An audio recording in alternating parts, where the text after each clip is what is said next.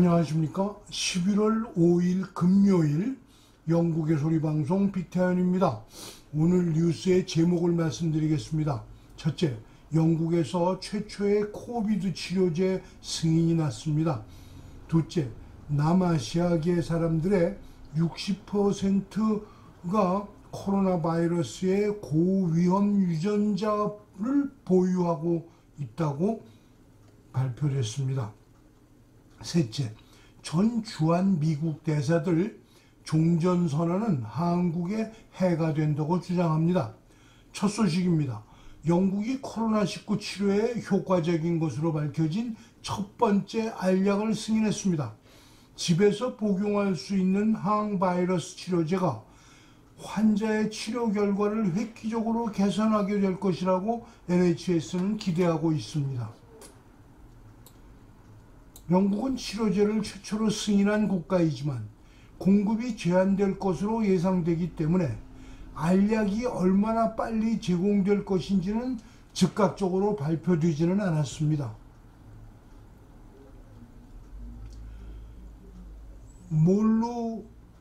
몰누파라비르 또는 라게브리오라는 이름으로 알려진 이 치료약은 바이러스의 양성 반응을 보이는 18세 이상에게 사용하도록 허가되었습니다.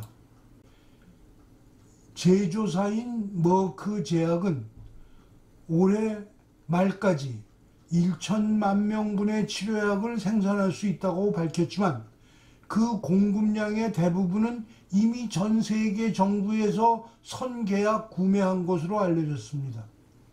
10월에 영국 관리들은 48만 명분의 약을 확보했다고 발표했으며 수천 명의 영국인 환자들이 이번 겨울에 신약으로 치료를 받을 수 있을 것으로 예상됩니다. 사지드 자비드 보건장관은 영국이 이제 세계 최초로 집에서 코로나19에 대처할 수 있는 항바이러스제를 승인한 나라이기 때문에 오늘은 영국에 있어서 역사적인 날이라고 발표하였습니다. 한편 머크 제약에서는 출시에 앞서 라게비리오는 코비드19에 대한 치료제입니다. 이 약은 코비드19 면역이 약한 사람들을 위한 게임 체인저가 될 것이며 환자들은 곧 획기적인 치료를 받을 수 있을 것입니다. 라고 설명하면서 조속한 사용을 위해 NHS와 구체적 공급 방법을 강구하고 있다고 덧붙였습니다.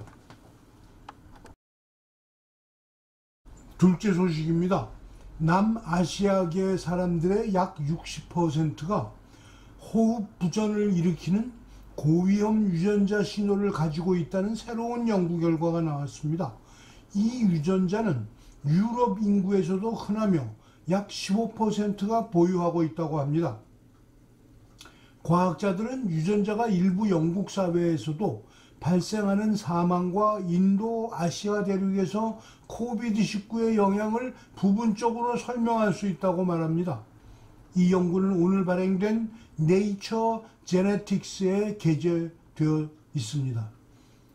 LZTFL1이라는 이름의 이 유전자는 신체의 기도와 폐에 있는 세포가 바이러스에 적절하게 대항하는 것을 못하도록 하는 것으로 보인다는 것입니다. 그러나 이 유전 신호가 어떻게 위험을 증가시켰는지 정확한 유전적 변화를 일으킨 원인이 되었는지는 알려지지 않고 있습니다.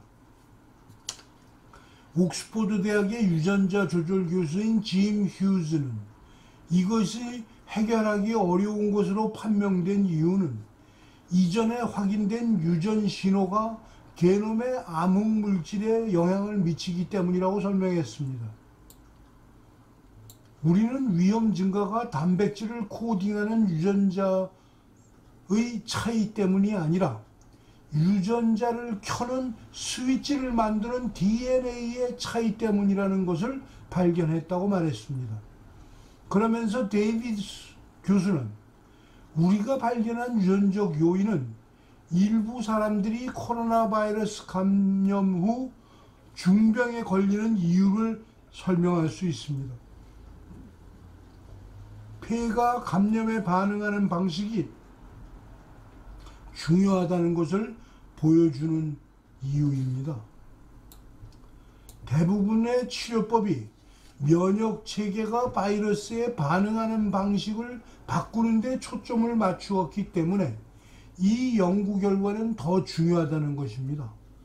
데이비스 교수는 유전학을 바꿀 수는 없지만 우리의 연구 결과는 고위험 유전자를 가진 사람들이 특히 백신 접종의 혜택을 받을 가능성이 있음을 보여준다고 말합니다. 유전 신호가 면역 체계보다 폐에 영향을 미치기 때문에 증가된 위험을 백신으로 상쇄시켜야 한다고 백신 유용론을 주장합니다. 셋째 소식입니다. 전 주한 미국 대사들은 워싱턴 타임스가 주최한 화상 토론에서 문재인 정권이 주장하는 한반도 종전선언은 한국에 해가 된다고 주장하였습니다. 2008년부터 2011년까지 주한 미국 대사를 역임했던 캐슬린 스티븐스 전 대사는 2일 미국 워싱턴 타임스가 주최한 화상 대담에 참석해 한국 정부의 종전선언 추진에 우려를 나타냈습니다. 스티븐스 전 대사는 한국의 문재인 대통령이 임기를 얼마 남겨두지 않은 상황에서 업적을 남기기 위해 종전선언을 강력히 추진하고 있다면서 종전선언에 따른 영향이 미미하거나 과도할 경우 모두 한반도 평화나 미한 관계, 북한 문제 해결에 피해를 줄 수 있다고 지적했습니다. I think if there's a statement of an end of war, there's a great risk that North Korea will just kind of pocket it, but nothing will really happen, and we move on. The other worry, though, is that it's too much, and that if we get sucked into this, that we're going to then North Korea is then going to present either before, during, and after a series of other demands. The war is over, therefore you don't need to have military exercises, you don't need to have troops on the peninsula, sanctions need to be lifted. 스티븐스 전 대사는 그러면서 북한과 실질적인 신뢰 구축을 통해 평화협정을 맺기 전까지는 실제로 전쟁을 끝내는 선언을 해서는 안 된다며 평화협정 전 종전선언은 불가하다고 강조했습니다. 또 현재 한국 문재인 정부가 추진 중인 종전선언에 대해 한국과 미국 내에서 우려가 나타나고 있고 북한도 큰 관심을 보이지 않는 것으로 판단된다며 현실을 정확히 짚어볼 필요가 있다고 지적했습니다. 특히 성김 미국 국무부 대북특별대표가 줄곧 북한에 대북 적대시 정책은 없으며 대화할 준비가 돼 있다고 강조하고 있지만 한국 정부는 그것을 종전선언이라는 이름으로 부르길 원하는 것으로 보인다면서 미국 정부로서는 그 개념에 대해 명확히 할 필요가 있다고 말했습니다. If the South Koreans want to call that an end of war declaration, I guess they will. Not to be too cynical about it, but I think there's room for trying to reassure, but we just have to be clear about what it is and what it isn't. 2004년 주한 미국 대사를 역임했던 크리스토퍼 힐 전 국무부 동아태 담당 차관보도 종전선언의 효과를 부정적으로 평가하면서 종전선언이 한반도 의제의 핵심에 있는 것처럼 비춰지지만 실제 효과는 확실치 않다고 진단했습니다. 그렇다면 국가를 위험한 상황으로 몰고 들어가려는 문재인의 진짜 의도는 무엇일까요? 회의 참가자들의 주장대로 단순히 업적을 남기려는 영웅시민 뿐일까요?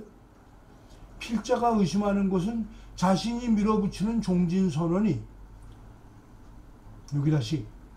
자신이 밀어붙이는 종전선언이 자신을 지지하는 남한의 종북 세력들의 선거에 미치는 영향력을 극대화하기 위해서라고 판단합니다. 우선 당사국인 미국의 언질이라도 시작되면 여당 후보는 자신의 승계 정책으로 종전과 평화를 발표할 것입니다. 그렇게 되면 좌파 국민들은 환호를 부를 것이 뻔해 보입니다. 그리고 이 땅에서는 고려 연방 설립을 위한 어리석은 바보들의 행진이 시작될 것입니다. 오늘 방송을 마치겠습니다. 시청해 주셔서 감사합니다. 즐거운 주말 보내십시오.